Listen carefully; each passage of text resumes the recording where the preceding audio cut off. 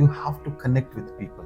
You have to connect with leaders, right? There are a lot of platforms available where you can communicate, you can connect with people of your own community, but you can also connect with influencers and leaders who are driving the change in organizations. It's important to network and connect. There's a lot that's happening in this space now. As we ourselves have Triumph coming out. So how can you be part of such opportunities and leverage them to do the right thing for this motion?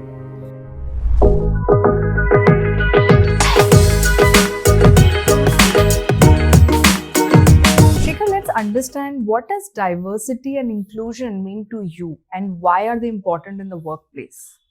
Yeah, I think there are a lot of cliche definitions. I think all of us know what diversity and inclusion means. But as a business, as a leader of the business, for me, it's pretty basic. There are two main objectives that we need to do as a business. We need to serve the communities that we are part of, and we need to serve the shareholders who are part of the business, right? So we need to maximize the value for them. If you look at both, this is the most organic, naturally right thing to do, that you have the right representation in the company and you bring the best out of them. So from that perspective, I do not think we need a lot of justification why organizations should focus on diversity and inclusion. The benefits of why we do it are very, very well documented thanks to research over the number of years. First and foremost, organizations which reflect the communities that they serve always tend to do better because they understand the customer requirements better. You need the best of people in the organization. You need an assortment of ideas which are diverse, varied, for us to get to the eventual right answer. Therefore, getting a diversity of thought is very, very important for organizations to be successful.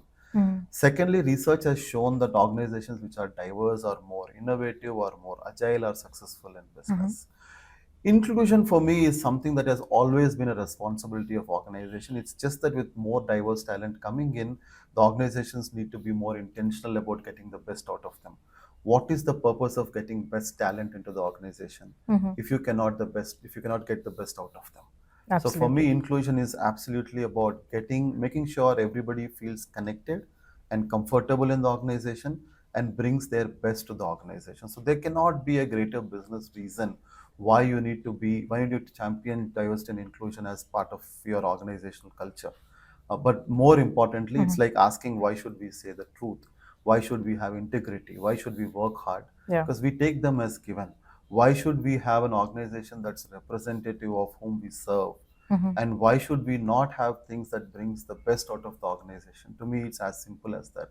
So diversity and inclusion, if it's not on top of mind of any business leader or business, I think they will not be successful. It's as simple as that. And I'm sure there are a lot of challenges faced by various organizations. Which ones would you like to highlight for diversity hiring? I think, and we speak to a lot of customers, right? We serve close to 10,000 customers. In my conversations with many business leaders, I'm yet to come across someone who does not have the right intention to support diversity and inclusion. Almost everyone has the right intention. Where they struggle is to really take that charter forward in terms of execution. So key challenges, one is access to quality talent. People feel like, yeah, we do want to step up on our diversity hiring, but we don't know exactly where to get access to the talent. It might slow down our hiring. That's one concern. Two, sometimes they feel that the role modeling doesn't happen enough, so that the charter set by the leadership doesn't flow uniformly to the working levels. So it's important for the organizations to face that challenge, saying that for not everyone is it so obvious that we need to consciously work on improving this. So a lot of education, etc., is something that organizations struggle with, right? Third, how do we ensure that people are trained and sufficiently educated that they eliminate their unconscious bias and they're rewarded for the right behavior? Some of these structures not being in place in the organizations sometimes comes in the way of advancing the charter, even though the right intentions are there. And how can organizations overcome these challenges? And in particular, how is Founded contributing to this? Yeah. See, first and foremost, providing access to the right kind of talent is important. That's where businesses like Foundit have a large role to play, right? Secondly, what's important also is for the organizations to go out there and through employer branding efforts, make sure the word is out there that they are an equal opportunity employer. They support this kind of culture in the organization so that you attract the right kind of talent. Three, n number of activities that you do in terms of educating your managers, your resources in the organization down to the last mile. That as an organization, this is something that you want to support. As an organization, you have structures to make diverse talent successful.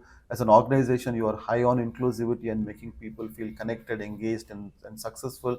It's very, very important. So, access to talent, putting the word out there that as an employer you want to be an employer of choice for diverse Right. talent and you have the structures to make them successful.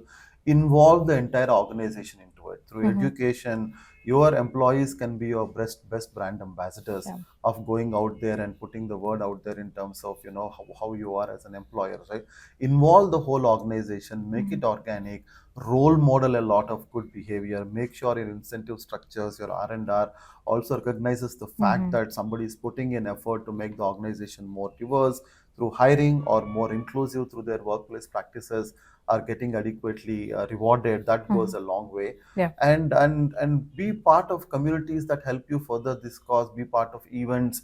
There's a lot that's happening in this space now. As we ourselves have Triumph coming out. So Yeah. how can you be part of such opportunities and leverage them to do the right thing for this motion? Right. And given your experience, what's the one advice you would like to give to these professionals from these communities? And how can they get on a career path which is more or less perfect to them? While the organizations do a lot of things to advance their D&I charter, it's equally important for people from different communities also to support this, right? First and foremost, what can you do? The Mm. most obvious and basic thing to do is to identify yourself in a safe environment. A lot Mm. of people still feel that it might not be the best for their career to identify in appropriate forums what they are. But I think the support systems and structures in the organizations and even on platforms like ours are so good now that they're very safe places to identify yourself. And if Right. you don't identify yourself, whatever goodness can be provided to you from there on actually won't be accessible to you. So first, identify yourself in Mm-hmm. platforms where you feel it's safe. Right. Second thing, calibrate yourself, because uh, unfortunately there is this notion that we have to accept that you know diversity hiring and quality hiring may be at odds with each other, which is not the case. Mm-hmm. So it's important for talent to come and calibrate themselves so that we eliminate the notion that quality might be compromised. Mm-hmm. So a lot of platforms like ours gives the talent opportunity to calibrate themselves by doing assessments, by taking part in contests. So do calibrate yourself so that you're not only identifying that you are from these groups, but you're also saying that I'm a quality talent, right? The Mm-hmm. third one, once you You do have that, to is you connect. connect with people. You have to connect with leaders, right? There are a lot Right. of platforms available where you can communicate, you can connect with people of your own community, but you can also connect with influencers and leaders who Mm-hmm. are driving the change in organizations. It's important to network and connect. Yeah. And four, whenever you have an opportunity, for example, Triumph is a fantastic opportunity. We have more than 100,000 people who come in, apply for jobs, engage with leaders from across the nation, calibrate themselves the assessments, and get access to thousands of jobs. And when you have opportunities like that, it's important to be proactive so that you're actually getting access to organizations which Mm-hmm. have a very structured and very, very well developed D&I policy.